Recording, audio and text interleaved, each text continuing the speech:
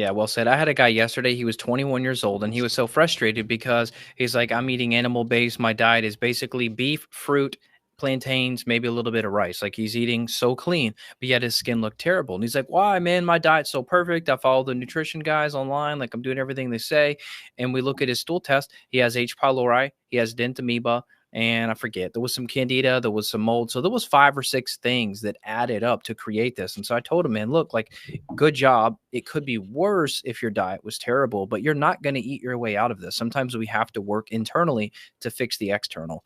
Look at this too. This is you've probably seen this before, but this was just like a Science Direct hypothesis article. Why do humans get acne? And it talks about insulin and it talks about inflammatory foods and all that. Anyway, it talks about how here that acne in 12 to 25-year-olds in the Western developed world, 85% of people this age, so 12 to 25 years old, 85% of those, they have acne. And then if you go into the later part of the paper, it's talking about how that there's 2 non-Westernized populations, the Kitavan people Catavans, yeah. and Catavans, okay. And then you've got, how do you pronounce that one?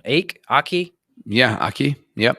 So the Paraguay. hunter-gatherers in Paraguay, Yep. and then you have the New Guinea people. Yeah, Papua New Guinea, yep. And they have completely absent, like acne doesn't exist.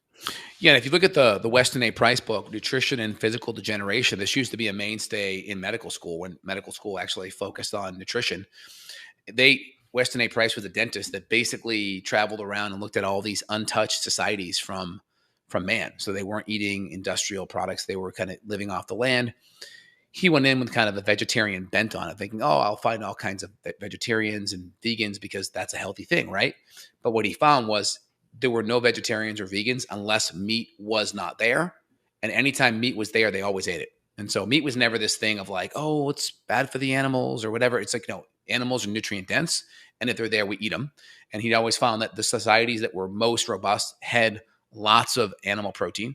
I mean, you can go to the extreme of it. The Maasai in Africa, that were literally eating cow's blood and raw cow milk and honey. I mean, that was their diet, like the Maasai. You can Google that and search that. But he looked at their dental structure, saw nice wide palates, beautiful teeth, and we could even pull some of these pictures up. Yeah, do it, man. They're beautiful photos in that book. And the crazy thing is too, like I've suffered because of, who knows, I guess my great grandparents, because my jaw is smaller. I had to get my wisdom teeth out. And that's a very, very common practice now, to remove wisdom teeth. These hunter-gatherers you're describing, they didn't have issues. All of their molars came in perfectly. So unfortunately, like, we can do looks maxing up to a certain point, but you're also going to be looks maxing for your future generation, meaning all the things you're doing to turn off these genetic issues by eating healthy, fixing your gut. You're helping your children and your grandchildren hopefully have even better dental structure, because there's nothing I can do for me to get my wisdom teeth back. They're gone. They're extracted. They're gone. And that's just the way it worked out. But this is a common thing that used to not happen. There's, in Dr. Price's book, he looks at those third molars, and these African tribes you're talking about, their teeth are freaking perfect. Yeah, I mean, what you could do is you could do some, because if you have that narrow kind of arch, there's different myotherapy you can do. My wife is doing it right now, where you have a device and it's molded to your teeth and you have a little crank and it widens it.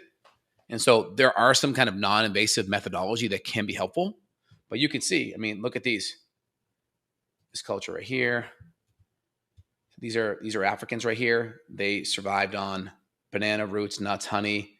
I know the Maasai were doing lots. And then you can see right here, beautiful arches, right? Wide jaws, really nice. And you can see right here, Africans starting to eat, they call it white man's food. I only see the first one so far. Ooh. I see the 4. Okay, so here we go. See it right here. Yeah. So here they are, right, eating their natural diet, and then within a generation later, this is where a lot of the processed food, they called it white man's food, right? And again, this book was written in the 40s, so it's not politically correct. But you can see, look at the teeth right here.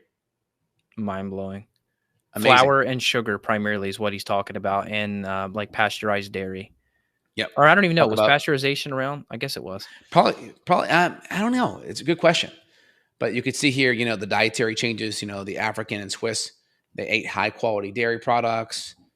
They even had some whole rye bread back then too. So it just depends, right? And again, 1862. I'm sorry, the year 1862, that's when they first started pasteurization. And so I believe in the book, though, he talks about like sweetened milk, or maybe that's the Pottinger study. I get them mixed up, but either way, I'm trying to help people understand what the white man foods were. And it was primarily flour and sugar, but I think it was also more conventional or more like processed, maybe sweetened dairy. Do you remember that? yep, exactly. And again, Price was a dentist, and so he was looking at this from a dental perspective.